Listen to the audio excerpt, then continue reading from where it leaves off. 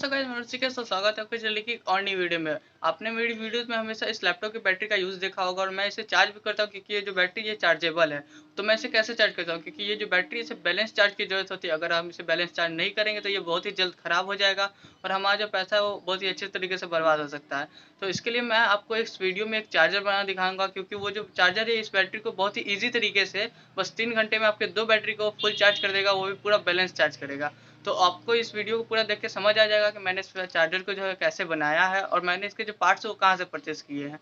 तो अब वीडियो को हम फटाफट शुरू करेंगे और अगर आप मेरे चैनल पर नए हो तो चैनल को सब्सक्राइब कर लो, बेल आइकन को भी ऑल पर सेलेक्ट कर लो। तो चलिए अब इस वीडियो को शुरू करते हैं।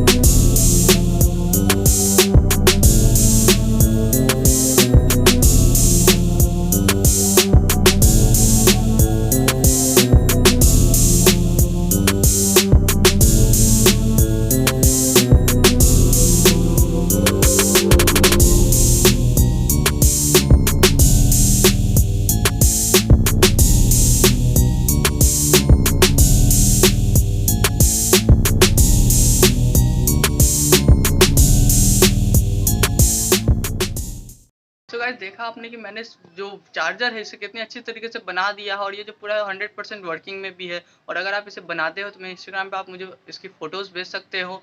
और अगर आपको ये चार्जर अच्छा लगा हो तो अपना फीडबैक देने के लिए मुझे कमेंट बॉक्स में कमेंट करना। तो चलिए अब मिलते हैं अगली वीडियो।